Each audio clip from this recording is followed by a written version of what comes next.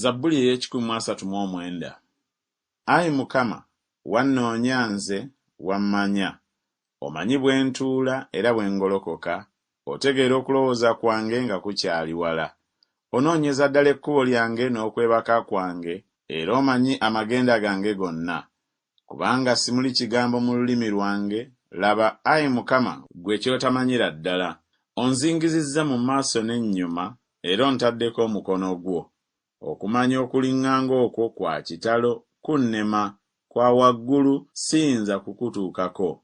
N'agendawo okuva eri omwoyo gwo, oba n'addukirawo amaaso go. Bwe naalinnya mu ggulu nga gy'oli, bwe naayala obuliri bwange mu magombe, laba nga gy'oli. Bwe naatoola ebiwawaatiro eby'enkya, ne ntuula mu bifo eby'ennyanja ebiri ewala ennyo, newaakubadde eyo omukono gwo gunannuŋŋamya, n'omukono gwo ogwa ddyo gunankwata. Bwe ndyogera nti eyo enzikiza teereme kumbikkako, n'omusana ogunneetoolodde gunaaba ekiro, newaakubadde enzikiza teyeekisa eri ggwe, naye ekiro kyaka ng'omusana, kubanga enzikiza n'omusana bifaanana w'oli.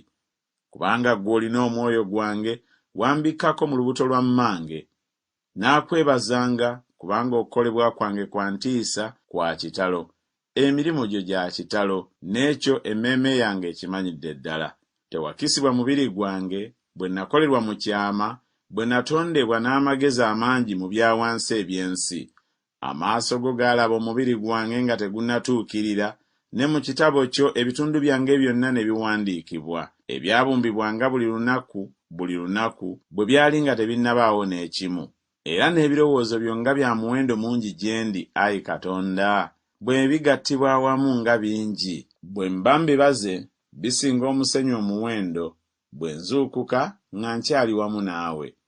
Tolinema kutta babi, Ayi Katonda, kale muve gye ndi, mmwe abasajja abayaayaanira omusaayi, kubanga bakwogerako bubi, n'abalabe bo balayirira bwereere erinnya lyo.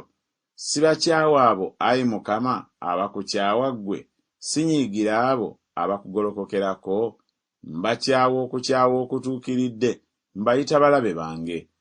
Onkebere, Ayi Katonda, omanye omutima gwange, onkeme, omanye ebirowoozo byange. Olabe ng'ekkubo lyonna ery'obubi liri mu nze, era onnuŋŋamyanga mu kkubo eritakoma.